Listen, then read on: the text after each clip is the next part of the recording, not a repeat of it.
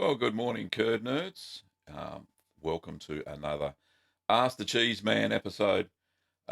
This is a Q&A session for answering all of your cheesy questions. So I will be able to, I'll try my best and answer as many as I possibly can. We got Geordie there, g'day, and we got Joy. Joy was an early bird, of course, this morning. As you can see by the little chitty chat we've had so far. Adam, how are you? And we'll just wait for a few more before we kick off the show.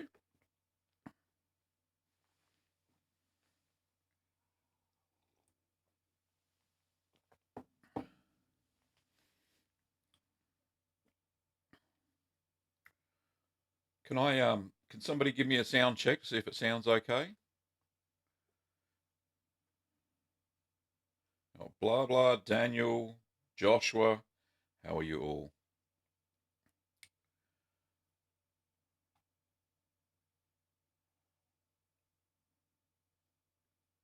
Peter, welcome. Kim, thank you very much. Sounds good. Is okay. Lovely. As good as it's going to get, I think. And hello, Hizar. I think that's how you pronounce it.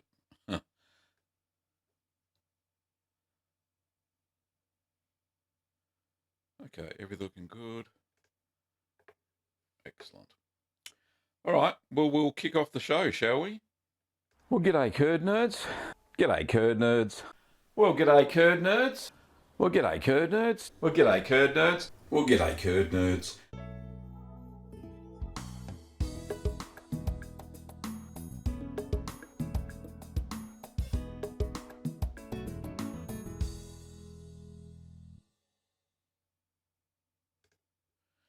Well, as I said before, welcome, Curd Nerds, to another session of Ask the Cheeseman, and this is where I answer your home cheese making questions. I'm glad I got Hazar's name right on the first time. It used to be something we used to do in the Navy, Hazar. Anyway, that aside, before we get stuck into the questions, Robert, I'm very well, thank you very much. I've recovered from my head cold chest infection thing from a couple of weeks ago, so I'm feeling very, very good. Thank you very much. And good news, I have a little bit of a clip, just a how-to clip that I'm going to show today around sanitization, because there's so many Curd Nerds out there, newbies, that probably don't fully understand the ramifications of improper sanitization. So I'm going to show that today. As well as I'm not going to answer one particular question today, and that is, what is my favourite cheese? My favourite cheese, all right, I will answer it. My favourite cheese is anyone made with milk. So go figure that one out. Okay, we've got the... we won't start with the questions. Daniel, just hold off there for a second. I just want to show this clip around sanitization. Please bear with me. It's very important for home cheese makers to get a consistent product. So I will just show that now.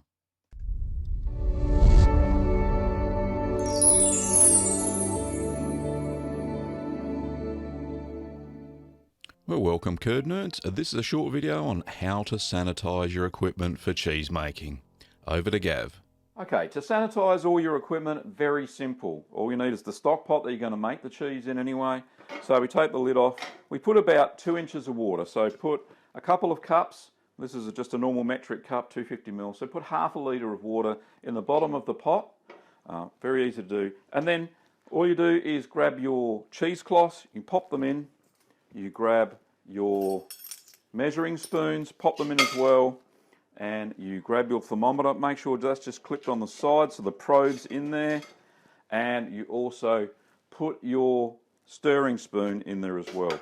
Now, if you're making cream cheese, you'll also need a ladle, so pop the ladle in as well. And if you need to cut your curd at any stage, put a long knife in there as well. So all the stainless steel equipment, put in there, and also put your cheesecloths in there.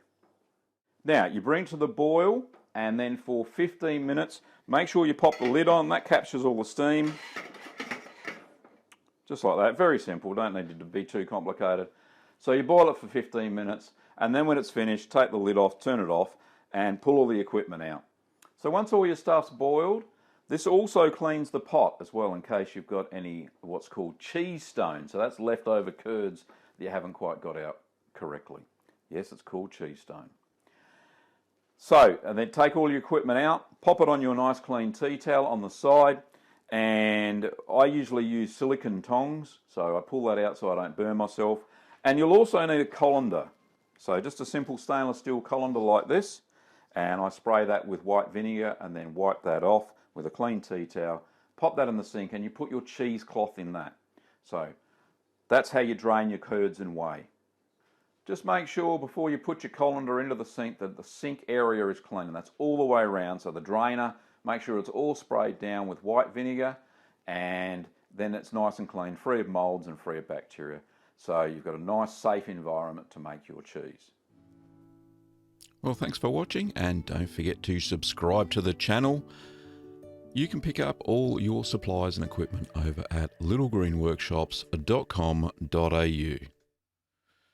Anyway, I'm back. Hopefully that was educational. So boiling all the stainless steel stuff and spray and the cloth, of course. Always make sure that your cheesecloth is wet.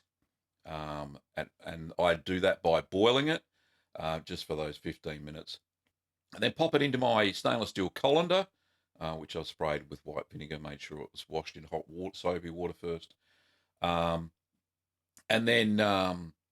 then basically just let that sit there until I need it and it stays wet. So that's the best way. So a lot of people new to cheese making don't wet their cheesecloths, and they find that when they try to pull the cheesecloth off of the cheese that they've just pressed, it sticks to it, and that's the reason why.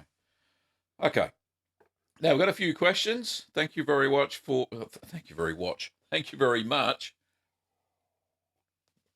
watching that little clip. It's very important. So we'll get into the questions. So Daniel's asked, I want to start making cheese. Is there any specific ones I should start with? And what should I be looking for in the milk that I buy? When heating up the milk, do you take it on and off?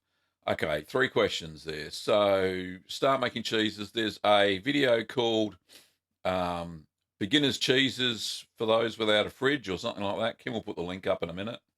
The milk you should be looking for is unpasteurized if you can get it. So, pasteurized milk that is not homogenized. So it's got a cream line. Pasteurized, homogenized at a pinch if you can. If you use calcium chloride, that'll fix that up. And don't get ultra pasteurized, or don't use UHT. They just won't set a curd. Maintaining the temperature. Yes, you do just have to be careful. I use a little pot on a pot that you might have seen in that video there briefly, that I have hot water down the bottom and the steam comes up and heats the top pot. And I find that when I get to the target temperature, I simply turn the stove off, and that maintains the temperature at the temperature of the milk at the target temperature. It seems to hold its temperature very well over those, long 30-minute to 1 hour setting times and ripening times. So, is vegetable rennet as good as animal rennet? Yes, it is. How cheesy am I? Very. Hazar says, you must have been a great chemistry student. I wasn't too bad. But once we started getting into the formulas for alcohol and stuff, they kind of lost me. But I know that's very exciting stuff in chemistry, but just wasn't for me. I love the experiments. I had my own chemistry set as a kid, so that kind of helps a little bit with the biology and stuff of cheese making. Logic said, I made your quick mozzarella in the past week, and it's awesome. Thank you much for your videos. I'm 100% a curd nerd. Well, congratulations on your curd nerdiness. Joy, can you talk a little bit about ripening boxes, when to leave the lid loose, and when to keep it down, and just a little about using them? Okay, no props, Joy. So ripening boxes, if you haven't seen them, they're The ones I've got anyway, there's a couple of varieties. I've got a taller one. They've got a plastic rack in the bottom so the cheese doesn't sit on the floor of the box. It's raised so any moisture or whey dripping out doesn't gather on the cheese. For high moisture, anything that asks for about 90% humidity, I leave the lid on, and I've got this little button in the middle that I can pop, and it lets a bit of air out. So 90%, I leave the lid on. Anything 80% to 85, I'll leave the lid ajar, and that creates enough humidity. And make sure that in between, so when you turn it every couple of days, usually, sometimes every day, depends on the recipe, make sure that you wipe out the bottom of the box so it's completely dry in between those turnings. So all the moisture that's built up goes away. It'll be too moist. It'll be nearly 100% humidity otherwise. And that's when the dreaded Brevibacteria linens, the red mold, likes to take root because it's anything moist and very sticky, it will take root on those. Okay, I hope that answers your question, Joy. Next question. Now, there's lots of them. Don't forget that you can do a super chat. It's a little $sign down there for a little, I think it's $1 US or something, and it'll bring your question up, and I'll answer those ones straight away. And they go to the Gavin Cheese Fund, by the way.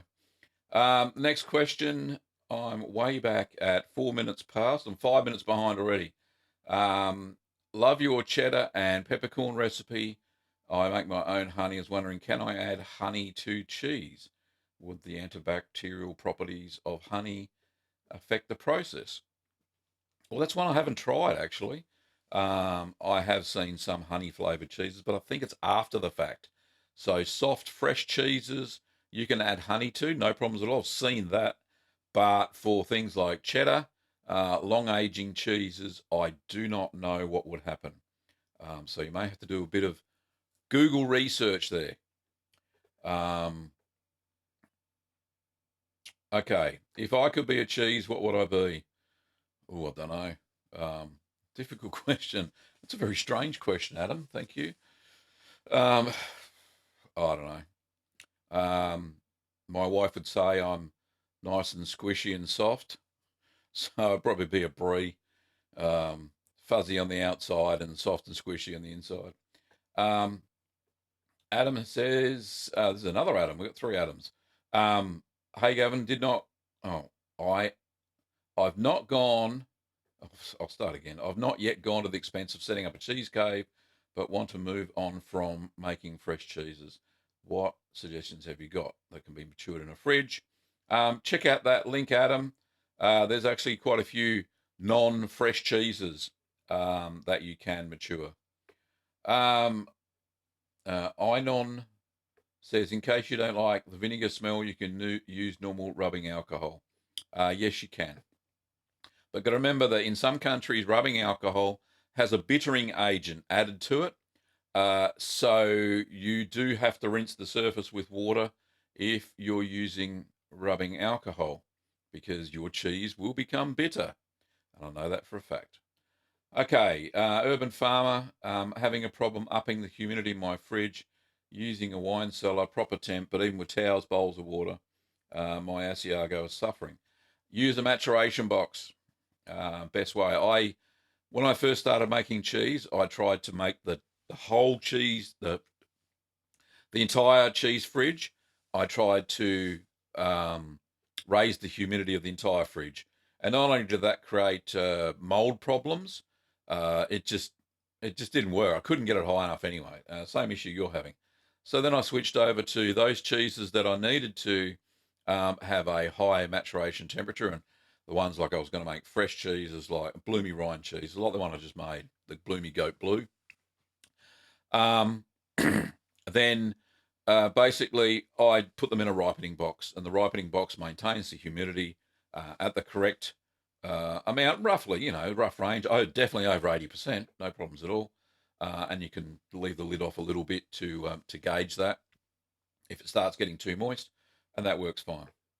Okay, where am I up to? Let's go down. Ben Porter says, I tried to make Petite Blue after 20 days in the maturation box. The skin was leathery and the and the interior was completely liquid and rancid. Camembert molds were used, and the cheeses came out a little flatter than shown. Okay, I was using raw milk. Was the thin cheese the problem? Yeah, it's got to have some bulk to it. So I was using 7 centimeter molds, I think 7. Yeah. So the proper camembert, the smaller camembert ones. So it's got to have a bit of bulk to it, so it doesn't go runny straight away. The raw milk could have been the issue. Depends on how old it was. Anything past 3 days old, raw milk has already started to acidify and nullifies the cheese making process. You come into a lot more issues with raw milk. You've got to have it fresh out of the cow within 3 to 4 hours. Honestly, that's where a lot of people go wrong. Anyway, we'll get back to it. Hopefully that helped a little bit there, Ben. Adam, what brand of milk in Australia is non-homogenized? Don't seem to be available at the major supermarkets. Adam, if you go to, where do I get mine from? Woolworths selling a brand called Farmer's Own, and I think that's in most states, and there's an unhomogenized version of that. Very good milk. Certainly is not ultra pasteurized, so it works very well. I use it in all my cheeses at the moment. There's another brand called, I think it's Paul's Farmer's Gold, is another one, but you've got to get it fairly fresh because I don't know how long it hangs around because the cream is quite firm on top, and that's not good for anybody.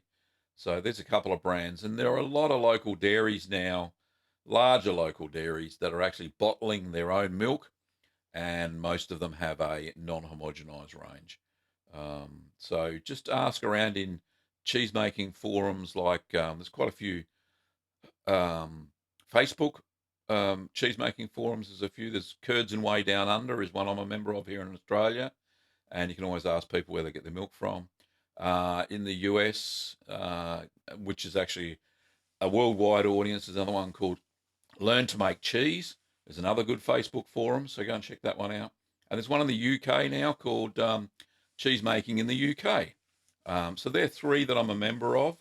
And it's always great to ask questions for locals there, even down to your own city, so that kind of helps. Okay, Peter Brown, can we have an update when your new cheese book is being released? Yeah, look, I've been a bit of a slacker actually, Peter. I've up to chapter 2, and I've got so many more chapters to go, because what I've got to do is, in my stupidity, I wrote the recipes down on paper on my pad, but I haven't typed them anywhere. So I have to retype them all from scratch, including watching all of the videos that I made for those cheeses to get the recipes and put them in. So it's taking a little bit longer. Plus, at the moment, business at Little Green Workshops is booming. I think people kind of like the free shipping we've been doing here in Australia. And the international customers seem to like the 10% discount, permanent discount. So yeah, Kim and I have been run off our feet. So focusing on keeping our roof over our head first, and then we'll get cracking into the book. I'm hoping to do that, have it completely finished by our January break. We have a 2-week break in January where we don't do anything.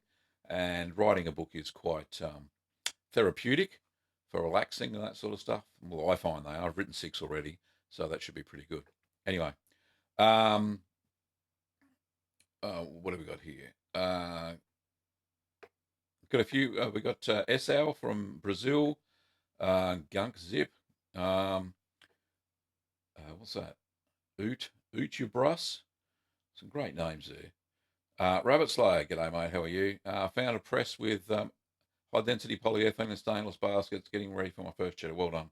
Deja Vu, g'day from New Zealand. Rabbit Slayer, g'day mate. And Stephen has a question. Traditional mozzarella, waited until the curds would stretch and heated up the whey. Total disaster since the whey had become very acidic. Yes, that kind of happens. What I tend to do with those sort of cheeses now, I use half whey, half water.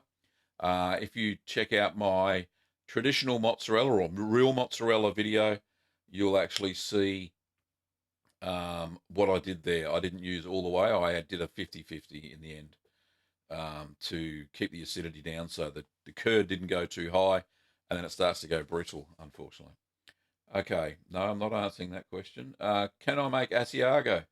I already have Ace 99. Kim, if you could find Asiago and pop up the link to it, please. Okay, Adam number 1 says, do you have to use a specific type of wax when you wax cheese? Or do you melt down some old candles? No, you don't melt down candles. Paraffin is not the preferred wax. It's too brittle when it goes cool, and it just cracks and it's terrible. So cheese making wax actually has a microcrystalline wax. It is a microcrystalline wax, and it tends to stay soft and pliable, even at very low temperatures. So therefore it doesn't crack when it's in your cheese cave. So no, get a specific cheese wax. I know there's some of them that are a little bit expensive.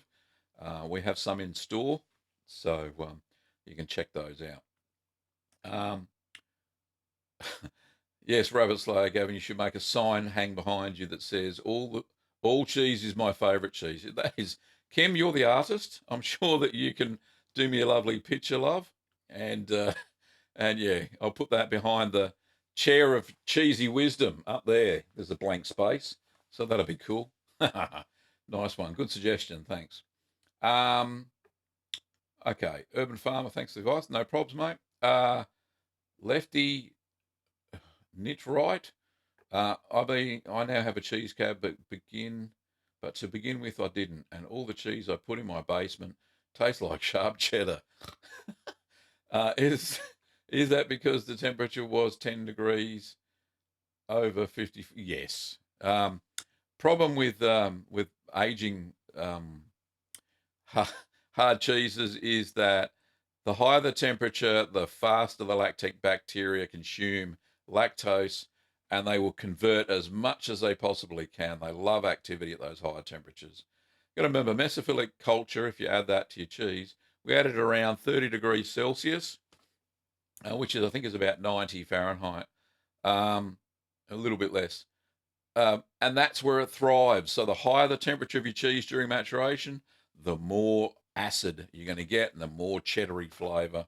But it goes over the top, so some of them are uneatable. Charlie, thank you very much, mate. John says, hello from Nova Scotia. Here, full cream milk is only 3.25%. Should I be adding some cream to bring it up to your level? I think there's actually been lots of cheesemakers in North America that do use that standardized 3.25%, John, and they don't seem to have any troubles. You can add a bit of cream. I'd only add 50 mils tops to bring the that's to about 4 litres, so 100 mils for 8 litres. I wouldn't add much more than that because the butterfat would be too high. But anyway, you could give it a go. But 3.25% seems to work all right. I've had milk down about that 3.4, so that's standardised milk in Australia. Kitty Cats, g'day, mate. How are you? And thank you for your lovely order this week too. Tina, hello from Sweden. Hello, Tina. Malak, g'day from the Middle East. Homesteading the Pioneer Way. Love your channel, love cheese. I love cheese too. It's very good. Okay, thanks, Kim, for those lovely links there. I'm nearly there. Heather Cortez says, do you have a video on how to make I know there's a pronunciation. Oaxaca, I think that's how you say it. It is a stretch curd cheese just like mozzarella. In fact, you can actually use, what they do is they use raw milk, and they acidify it they don't acidify it with anything because it's raw and it's got thermophilic and mesophilic cultures in it. You really do have to use raw milk to make that cheese, and you'll get the best. And that's fresh out of the cow, by the way. They get the best results for that one. Malak, can we use milk powder to make cream cheese with rennet? Good question. I've actually only seen a video. I've only made, what did I use? I used powdered milk to make ricotta, which is easy enough. I have seen a YouTube video, not on my channel, but somebody used powdered milk to make quick mozzarella, and that turned out quite well. It was quite an interesting video. But for cream cheese, I'm not too sure. I dare say you probably could. Give it a go. Try it. If it doesn't work out, you've always got some ricotta. Okay, Scott, can you make your own custom cheese? Of course you can, Scott. If you check last week's video, Bloomy Goat Blue, that's exactly what I did. I took all my cheese making knowledge and experience, and I wanted a goat's cheese that had a bloom, and I wanted to experiment with ash, and I wanted it blue in the middle as well. Well, the flavour anyway, a subtle blue flavour. So I just threw them all together, the right proportions for that amount of milk, and I made my own cheese. There you go. Bloomy Goat Blue, which is better than what Kim wanted to call it. And she's probably cringing right now. She wanted to call it Bloaty Goat. And if anybody's ever lived on a dairy farm with goats and cows, a bloated animal is not a happy animal at all. Anyway, back to that. It's a Bloomy Goat Blue. Tom, thanks to Gavin, I'm now making cheese. Oh, thanks, Tom. I hope it wasn't too painful. And everything's turning out okay. Joy says, cheddar cheese curds are great and don't need a cable press. Yes, cheese curds are lovely, and they are the base ingredient for, from what I can remember to pronounce right, is poutine, which is cheese curds on French fries or potato chips, whatever you want to call them, hot chips, with I think it's a light chicken gravy or something like that. Very nice indeed. Einon has a couple of questions. That's good. Ask away. Urban Farmer, shall I put the bottom? What shall I put in the bottom of the maturation box? A sushi mat, perhaps a rubber trivet for airflow. What I do, UF, is I've got a little rack. They're purpose built for the boxes that we use and we sell them to. I only sell things that I use and have found successful. I don't sell any rubbish. But what you can do is you can put 2 sushi mats on top of each other, and thank you, Urban Farmer, appreciate it. 2 sushi mats on top of each other will do the same trick. You may have to trim them with scissors to get them to fit into your box, but that works. 2 or 3 even. But make sure when you take them out, when you flip the cheeses over, make sure you take any of the moisture out at the bottom, because they start to grow mold on themselves on the sushi mats, the wood, whereas the plastic doesn't grow mold, which is high-density polyethylene. Okay, and thank you so much for your kind super chat there, Urban Farmer. Appreciate it. Einon says, can you put too much rennet? Yes, you can. That curd goes rubbery. If I'm making cheddar and want a sharp taste and faster than 1 year, why not up the temperature? Because the cheese goes rancid, that's why. Cheese making is a labour of patience. You have to have patience to make cheese. You have to wait. So you make one week, put it in the cheese fridge. Forget about it. Just turn it every week. Make another one, and then keep making them.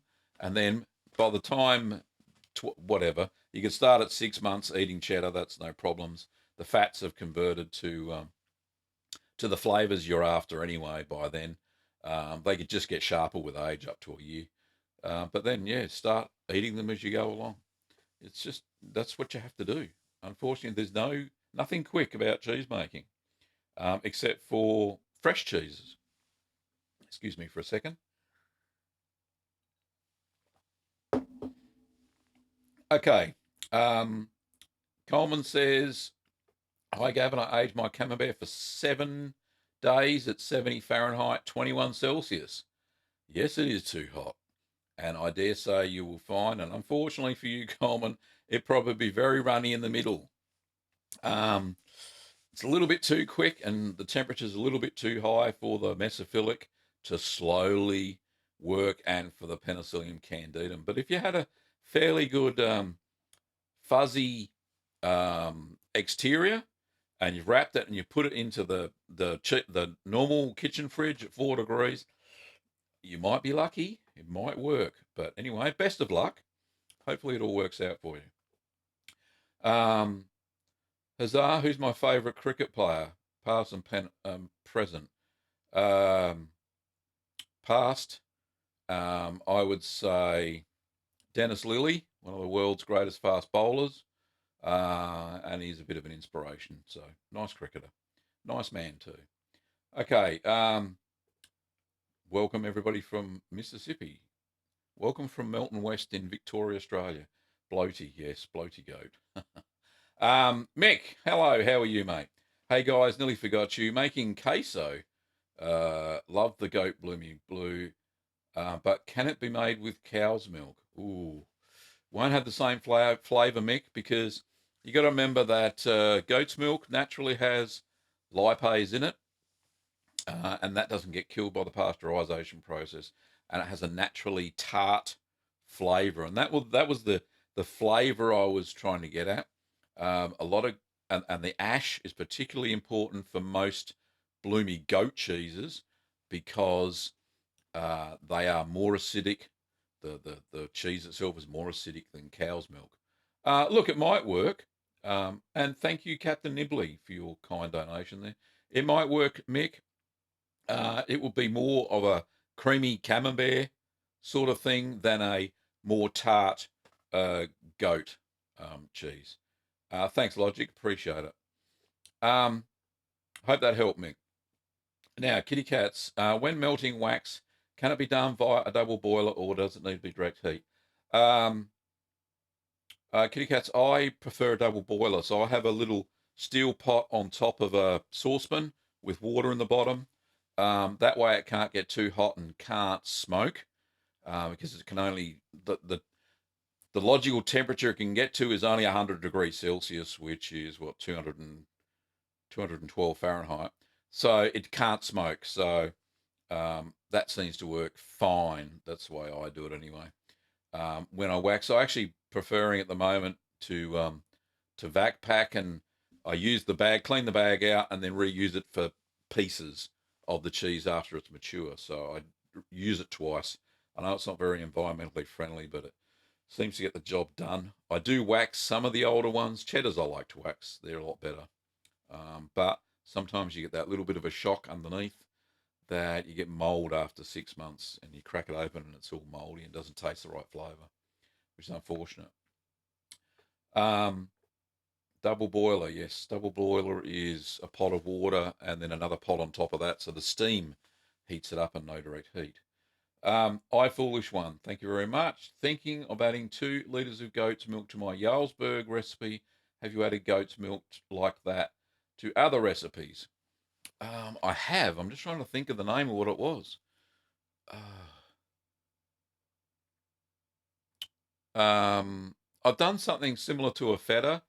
I know feta's 70% sheep and 30% goat or 100% goat's milk. I have added, at a pinch I've used, for feta I've used cow's milk. So I've used 50% cow's milk and 50% goat's milk when I didn't have any lipase at hand. And that worked well because that got the desired texture. So that does work. And we've got Drew F on board. G'day, mate. How are you? Appreciate you turning up. Have I ever made ochre? I've made a cheese very similar to ochre. And it's called Tilsit, which is actually the Trappist monks in France back in the day. They actually migrated over to Canada and made a very similar cheese. It's a washed rind cheese washed with a Brevibacterium linens wash, and that forms a lovely red rind.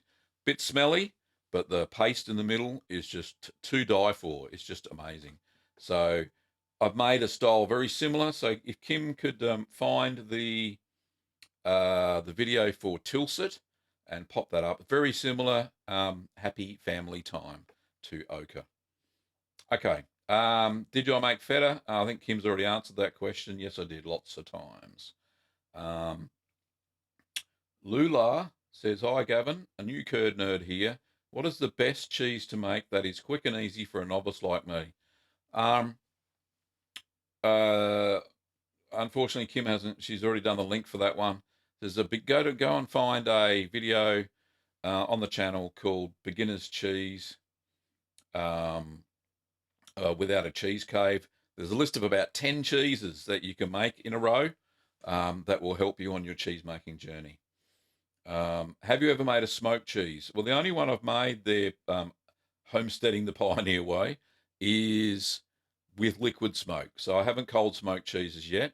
As it starts to warm up outside in spring, I'm going to give my try using my barbecue to cold smoke. So pipe in the smoke into the hood cavity area and see if I can smoke some cheeses on a rack in that. But yeah, you have to have the smoke source external to the chamber that you're using for cold smoking, because if you hot smoke cheese, it melts. Funny about that. Anyway, so lots more questions. Have you, Malak, have you ever visited the Kingdom of Jordan or the Middle East? Nah, I have, if you count Oman. And unfortunately, that was during the first Gulf War. Lovely place, but I haven't been as far as Jordan. Sorry, Malak.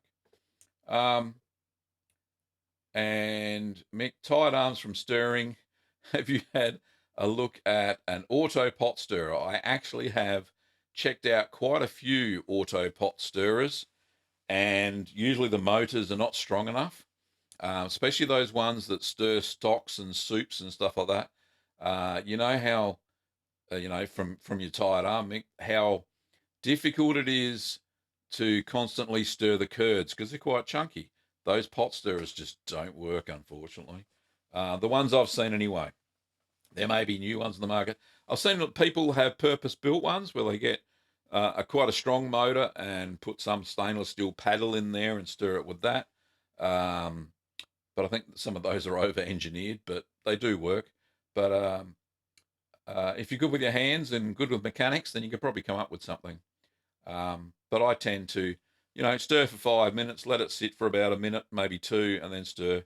But always find that a couple of glasses of wine help during the stirring, and some classic 80s rock and roll. That always helps with stirring for me anyway. Captain Nibley, serious question. You breezed by it twice, but that's okay. Is it normal to have strong wax taste after cracking open cheese, or is it because I used bees black wax and blended more wax with it later? Yes, rarely do you have a wax flavour, a wax taste when you're using microcrystalline wax, Captain Nibley. So I would probably lay off the beeswax if that's imparting a flavour into your cheese. Go out, because when you buy a kilo of cheese wax, you got to remember it's not a one-off. You reuse it over and over and over again. If it starts to get bits in it, just strain it. It's easy enough to. And make sure that when you melt the wax, you bring it up to at least 70 degrees Celsius, between 70 and 90 degrees Celsius. And that'll kill any pathogens, any bacteria that may be lurking in your wax, but I doubt it. But a higher temperature, that'll kill those stuff. So it's above pasteurization temperature is what I'm saying. Okay. Kim, how do I get Gavin's ebook? Kim will sort that out for you, Mick. Where are we? Captain Nibley. It's on. Yep. Okay. It's on my site. Yep. You can get it on the Nook. I think it is in Barnes and Noble store, unless they closed it down. But you can get it on Kindle. You can get it at Apple iBook store. Where else can you get it? You can get it on our site as a PDF that you can print out, so that's pretty cool as well. Malak says, some people mixes goat's milk with sheep's milk and cow's milk to make halloumi. Do you prefer to only use cow's milk or mix it? Depends on the cheese. A lot of the cheese making recipes these days are cow's milk. But where I can get a nice supply, I haven't been able to find a supply of sheep's milk, unfortunately. So Haven't been able to do that, Malak. So yeah, just I've only experimented with goats and cow's milk at the moment. But yeah, mixing them in smaller quantities seems to work well.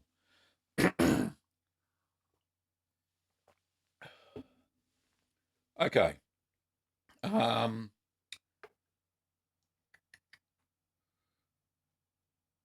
we go? Do I ship? Lula says, do I ship kits to the UK? Of course we do. We ship many kits to the UK. Um, uh, the shipping is reasonable, I would say. But yeah, the smaller ones seem to be a lot lighter. So go with those if you want to.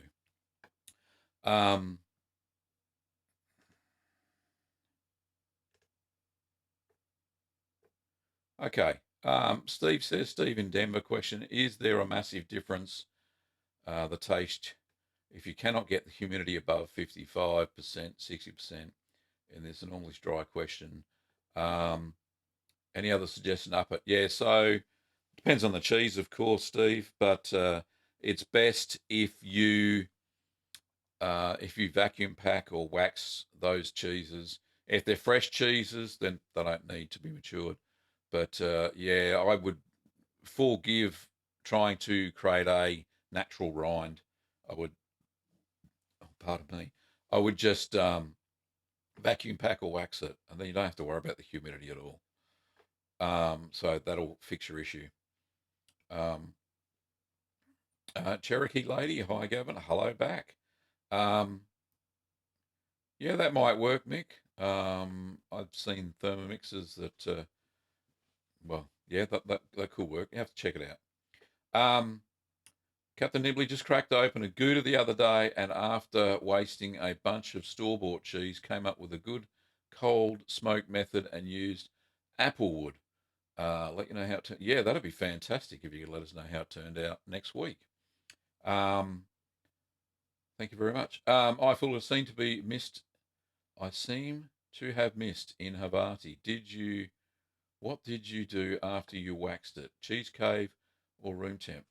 It was in the cheese fridge. So yeah, it started to get a bit sticky. So I vacuum packed it, put it in the cheese fridge at 13 degrees Celsius for those last few weeks, and it turned out quite nice. It was a bit flat, as you saw in the video, in the Havati video, but didn't change the flavour any. It was lovely, delicious. In fact, we had some imported Havarti last night. Kim and I did from Denmark, and I commented to her that the flavour was very, very similar to the one that I created. So, for all those cheese connoisseurs out there, you can be guaranteed that the Havarti recipe, if you follow it to the letter, will turn out just like real Danish Havarti. Okay. Kitty Cat says, I found some camel's milk in my local shop. Yeah, camel's milk's very interesting, Kitty Cats, that I have noticed that there's been lots of forums and stuff asking what can you do with camel's milk, and unfortunately it doesn't set very well using cow's rennet.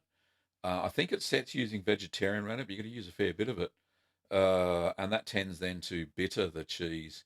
So it's probably best for fresh cheeses, or mix it 50-50 with cow's milk to get a set. So hopefully that helps, and give it a try. That might help. Um, okay, so what made you start YouTube for business purposes? No, not really. I find for any YouTubers, anybody who's thinking of starting a YouTube channel, I'll give you some advice. Don't chase the money, because it's pointless.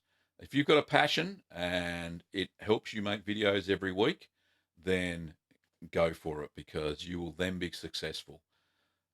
I've been YouTubing since 2009. So, I am a 6-year overnight success in the cheese making world. And I didn't really take YouTube seriously until last year, when I was approaching 10,000 subscribers. And now I think we're up to, I don't know, 61, 62,000 subscribers. It's just a number. I like to answer everybody's questions and help the new curd nerds of the world. That's the reason I ramped up my YouTube channel. And there's not a lot of money in YouTube, by the way, if you're looking at it for business purposes. For promotional purposes, sure, it's a good tool. Anyway, back to the cheese making questions. Thanks for that one. It's a bit off centre, but quite good. Mick, plenty of goats in Tassie. Unfortunately, most of them have 2 legs. Nice one, Mick. I like Tasmanians. They're nice people. Thank you. I know you live there. Cherokee Lady, I tried my hand at making mozzarella for the first time. It didn't turn out too bad. That's fantastic. It is a bit of an art form. It takes a little bit of time to master that quick mozzarella. Traditional mozzarella takes a lot of time to master, as I found out. Smoochy and Boo, how did your Stilton how did my Stilton turn out? I just started mine a week ago. I'm very curious. My Stilton turned out fabulous. In fact, I haven't made one for about 3 years. So it was a good cheese. Very nice. Great structure. Great mold growth inside. And the flavour was just amazing. And creamy too. My goodness. And thanks. Yep. Love your videos. Lovely. Thank you. Joy says, the best thing about you and your videos is that you give the whole recipe and you do care about teaching, and I appreciate it. Well, thank you, Joy. I appreciate teaching, as I said. Paulette, do you have a recipe for my sauce? Yes, I do. Kim, if you can find the link, please, for Paulette, put the my sauce video. That's the Norwegian whey cheese. Yes, I did one of those quite successfully, mind you. It's very nice. Okay. Thank you, Joy and Mick. Steve says, Steve in Denver again, your Leicester recipe followed to the T and is the best ever. However, this time at least a 15-pound, what's that? 7.5 kilos. Really exceptional vacuum seal. Oh, it's great that it upscaled, Steve. And the good thing about cheese making recipes is that you can double them. So that's the ingredients. So when you do a cheese making recipe and you want to increase the size of it, double the recipe, triple the recipe, quadruple the recipe. But the timings and the pressing weight and all that sort of stuff should stay the same. Because it doesn't matter what the scale of the cheese, it still needs those same timings and heats and the temperatures, the temperatures to make your cheese successful. Okay. Salt brine 1 week old has spots of moles. Is that usual? Mick, I don't know what cheese you're talking about there, mate. I've done 20 cheeses. Where are we? Yeah, Mick, what cheese you talking about? You got salt brine 1 week. Anyway, yeah.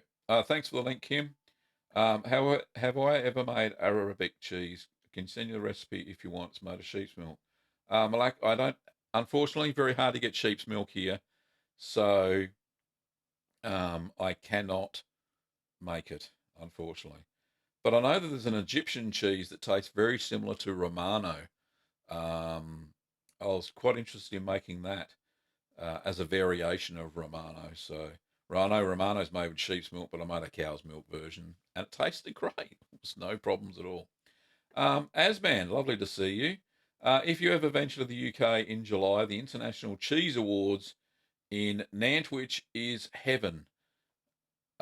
Samples, lots of. Went last week, brilliant day out. Never seen so much cheese in one place.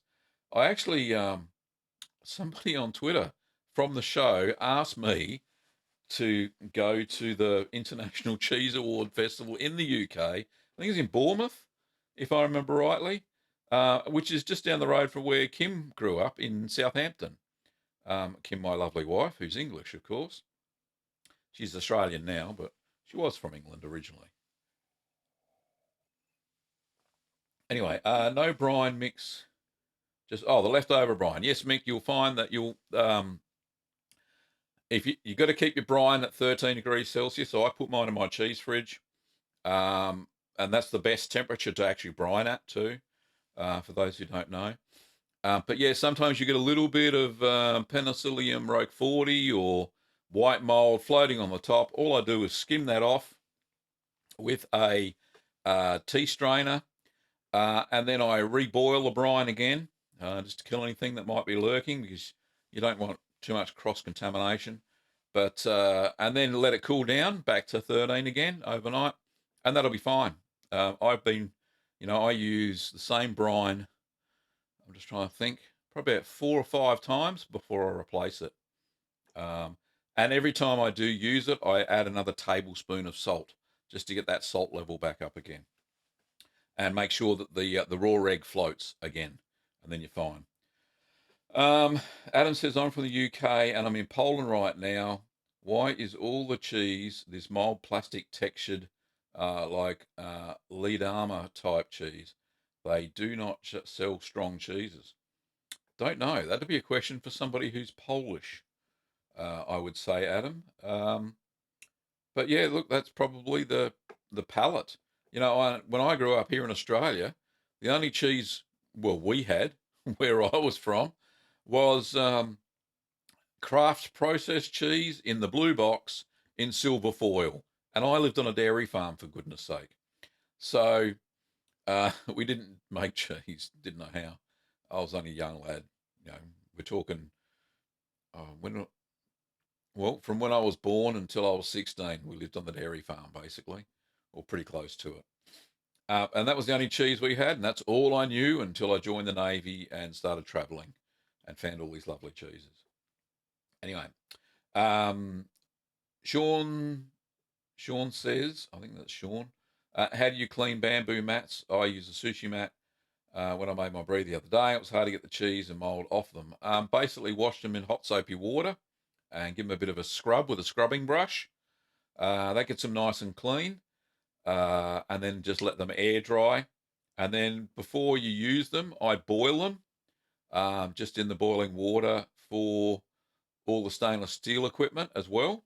And that works like a treat. And that keeps them mold free for the next time you want to use them. So scrubbing brush, or even one of those, fingernail scrubbing brushes, the small ones, and they work fine. So try that, Sean. Malek says, it's not like Romano, it's like halloumi, but with Mistecca. Is that Nigella seeds, I think they're called. Yeah, I actually have seen that. There's an Armenian stretchy curd cheese, very similar to that as well. I have seen a halloumi like that, or that's variety. Sounds very interesting. Yeah, shoot through the recipe. Just go to the About page on the channel, on the YouTube channel, and there's a little button to contact me. So shoot your email through that way. Malak, that'll be very interesting. See if I can get hold of that. Hazar says, do you like cooking other than cheese? Yes, I do. In fact, Kim and I share the cooking. So we do a night about, or I cook on weekends, depends on how busy or how late I come in from my day job. I love cooking. I like curries, and Italian food is my two favourite cuisines for cooking. Captain Nibley says, scraping, washing off my Parmesan the other day, noticed normal black and blue moles, but had 2 bright yellow spots. Any idea what that was? Oh, no, I haven't come across yellow mold before. Is it a lightening of the rind, maybe? Not sure. Mick says, thanks, mate. That's the problem. I left it out in the fridge. Yep. So that there, Mick, so just like I said, just scrape off the mold off the top and go from there. Where did my Navy travels take me? To 44 countries. So, yeah, I went to Africa, Europe, Middle East, Southeast Asia, Pacific, Hawaii. Where else we go? Oh, all around Australia, of course, down to Macquarie Island, which is the furthest south I've ever been. Freezing cold, everything froze all the time. Bloody horrible. But yeah, so yeah, all over. And Scoochie and Boo says, do you make your own cultures? No. But I have used yogurt as a culture, and I've just been given some kefir grains, and I'm going to use those over the weekend in a cheese, hopefully. Fingers crossed. Following David Ash's book, and see what I can come up with. What's the most healthiest cheese? Well, it's actually been proven lately that all cheese is healthy. Remember, fresh cheeses have a higher fat content than harder cheeses. Harder cheeses, the grating cheeses, they're actually lighter in fat. So you can make your own decision there, Laura, but good question nonetheless. And what is a cool goat's milk hard cheese to make? Oh, let me think. A lot of the harder cheeses are made from cows and sheep's milk. There's not a lot that I can think of made with goat's cheese because it tends to get sharper and sharper as it ages. Super neffy. Um, so no, you can make. I know you can make goat's milk cheddar, no problems at all. Give that a go. So there's a nice hard cheese you can give it a go, but it won't taste like cow's milk cheddar. It'll be different, but it will taste good nonetheless. Steve made yesterday, got to the calcium chloride, had an emergency, didn't get back to it for hours. Will that ruin the cheese? I'm pressing it anyway. Can it over ripen? Had an emergency. Yeah, look, it'll acidify a little bit longer. In fact, a lot longer if you had it for a few hours. Gloucester. Yeah, so it'll taste different. It'll be more acidic. Look, can it over ripen? Yeah, probably can before you set it. But give it a go. Look, it'll taste all right. Mature it like I did before and see how it goes. Laura's favourite dish is curry as well. Lovely, thanks. Captain Nibley, not sure. It was just two spots about the size of a screw head. They were lighter yellow. Look, it should be all right. If was no fuzz coming off them, Captain Nibley, they should be all right. Have I ever put hot peppers in my cheese? Yes, I have. If you go and check out the fresh, what is it? Queso fresco with chili. I've also done, probably not a video, but I've done, what else have I done? Oh, Monterey Jack. So what's that? Pepper Jack. But I haven't done a video on that. But I've made it. It tastes great. Okay. We're getting close to the top of the hour. So we're at 57 minutes. So I'll start ramping down on the question. Yes, you should set the alarm. Rabbit's leg. Great. Can you over lipase? Yes, you can. It'll just keep on converting those fats. But it'll see fairly good flavour. For between 8 and 10 litres of milk, you need an eighth of a teaspoon. That's it. So there are mild lipases and strong lipases. So mild lipase comes from cows. Strong lipase comes from goats. When am I making my next cheese making video? Mick, I'm doing one this weekend. We're doing a bit of restocking in the shop this weekend, but I am going to be making a cheese. I don't know what it is yet. I'm tossing up between brie and raclette. They're the two that are on my mind and have been requested the most. I've done a scour of all the channel comments, so that's what I'm going to be doing. Seeing I had pretty good success with the Bloomy Goat Blue, I'm going to try brie. I don't know if I'll make a big round one, the half size brie, because normal brie is quite large. I do have a basket, but I'm going to use 12 litres of milk and see how we go. Do I use organic milk sometimes when I get my hands on it? And unfortunately, a lot of the organic milk we have here in bottles in supermarkets anyway is ultra pasteurised, so it doesn't work. Joy, my friend uses goat's milk. She says the same thing. Cheese ready at 3 months. Tend to get sharper with age. Thanks, Joy, for that. Does cheese sweat? Why does cheese sweat? It's because the oils come out of it at higher temperatures, Adam. Okay, that'll do for today. Thanks very much for watching, everybody. Don't forget that there's been some lovely super chats this one. But if you want to support the channel, don't forget the little $sign down there. You can donate to the channel. And also, don't forget that you can also buy the ebook over at littlegreenworkshops.com.au or Little Green Cheese. Oh, there we are, littlegreencheese.com. You pop over there. There's an ebook over there as well. You can also support by pledging monthly at Patreon. And thanks to all my Patriots out there. who support the channel via a monthly donation. I do appreciate it. I know I should be putting a few more bits and bobs over there on Patreon, but I think as long as I keep the videos coming at least twice a week, I think that that helps everybody. We also, Kim can start putting up some links somewhere. Oh, there we go. Patreon, thank you. Also, I do have a merch store. Don't get a lot out of that, but there's some great aprons. So the Certified Curd Nerd t-shirt that I wear, there's a design for that. The I Heart Cheese, and there's mugs and aprons. And so if you want to wear a cool apron next time you make cheese, get a Certified Curd Nerd one. They're pretty cool. Don't forget to subscribe to the channel if you haven't subscribed already. Just make sure you do that, because thank you, Captain Nibley, again. And your son Luke says hi. Hi, Luke. How are you? If you subscribe and press that little bell next to it, you'll get notified every time I start a live chat. You'll get some notification. And in your YouTube dashboard, if you go to that occasionally, just go to youtube.com. You should see a notification, upcoming live streams, and you'll get notified, because I set a reminder for everybody beforehand, about a week beforehand, as soon as I finish this live stream. Anyway, thanks for watching, Curd Nerds. I appreciate you popping along today and watching Ask the Cheeseman. See you later. Well, g'day, Curd Nerds. G'day, Curd Nerds. Well, g'day, Curd Nerds. Well, g'day, Curd Nerds. Well, g'day, Curd Nerds. Well, g'day, Curd Nerds.